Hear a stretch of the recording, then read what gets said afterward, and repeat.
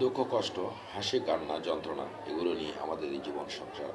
তো আমাদের সংসার জীবনে সবচেয়ে বেশি যে অশান্তি নেমে আসে সেটা বিশেষ করে নারী ও পুরুষদের যে মনে যে একটা মেলন রয়েছে একে অপরের মতের সঙ্গে না মেলার জন্য, যে আমাদের ভিতরে সবসময় যে কলহ লেগে থাকে, যে পুরুষরা এ বিষয়ের দিকে কিন্তু খেয়াল রাখতে হবে। কারণ বাংলাদেশের অধিকাংশ পুরুষরাই কিন্তু কম বয়সী নারীদের প্রতি বেশি আকর্ষণ বোধ করে থাকে। আজকে যে পুরুষদের নারীদের যে বিষয়গুলো, নারীদের চাওয়া পাওয়ার বিষয় এবং নারীরা যৌন মিলনকে সার্থক করার জন্য যে বিষয়গুলো চেয়ে থাকে, এই বিষয়ের দিকে অবশ্যই পুরুষরা খেয়াল রাখবেন। তাহলে আপনাদের জীবনে কিন্তু কলহ সৃষ্টি হবে না। দাম্পত্য জীবনে কলহ সৃষ্টি যাতে না হয়, তার প্রতিকার এবং লক্ষণগুলো আপনাদের বলছি। আজকের বিষয়ে আলোচনা করব। বিশেষ করে দাম্পত্য জীবনে বিশেষ করে হাসি কান্না নিয়ে কিন্তু আমাদের সংসার, যে পুরুষদের জীবনে কিন্তু দুঃখ, কষ্ট, হাসি কান্না থাকবে। তো সবসময় কিন্তু বিভিন্ন উপার্জনের জন্য চারিপাশে বিভিন্ন কাজে কিন্তু ব্যস্ত থেকে থাকে। কিন্তু আসলে খেয়াল রাখতে হবে, বাংলাদেশের ক্ষেত্রে এবং বহির্বিশ্বের ক্ষেত্রে বাংলাদেশের অধিকাংশ পুরুষরা কিন্তু কম বয়সী নারীদের কিন্তু বেশি পছন্দ করে থাকে।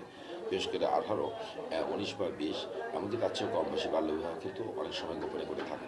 কিন্তু আসলে কম বয়সী মেয়েদের প্রতি পুরুষদের আকর্ষণ বেশি। কিন্তু যে যে বয়সে আপনি, কিন্তু পুরুষদের কিন্তু বয়সটা কিন্তু 30-এর উপরে হয়ে যায়, 30, 35 বা 40-এ হয়ে থাকে।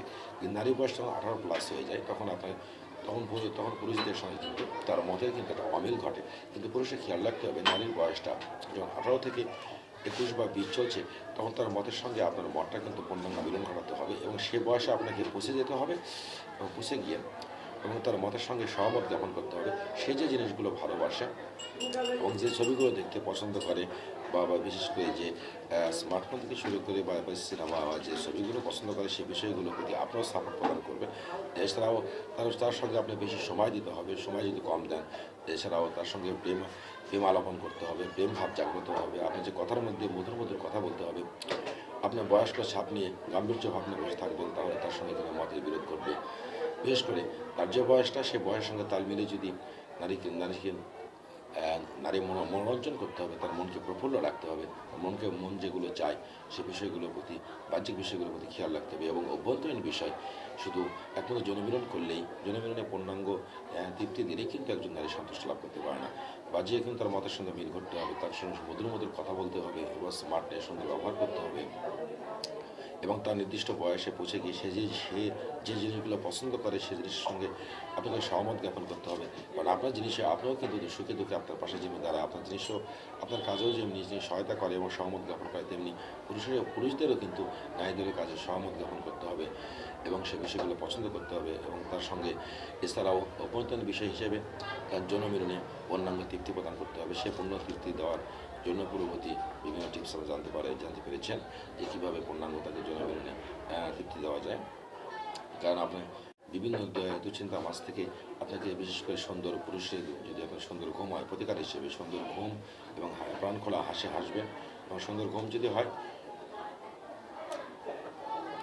এবং প্রাণ খোলা হাসেন, তাহলে আপনার কিন্তু কোনো দুশ্চিন্তা থাকবে না।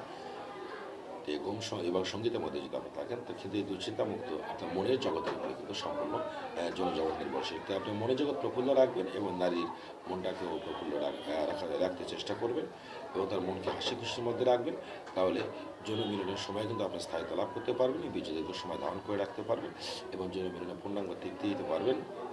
এবং অভ্যন্তরীণ ও বাহ্যিক দুটি বিষয়ে কিন্তু সমস্যার সম্মুখীন হয় এবং আমাদের মধ্যে কলহ সৃষ্টি হয় পুরুষদের এবং নারীদের মতের সঙ্গে মিল হয় না এবং বিচ্ছেদ ঘটে। এবং বিধায় এই কলহ রোধ করার জন্য আজকের এই লক্ষণগুলো ও প্রতিকারগুলো আমরা জেনে রাখবো। বিষয়ে ধন্যবাদ।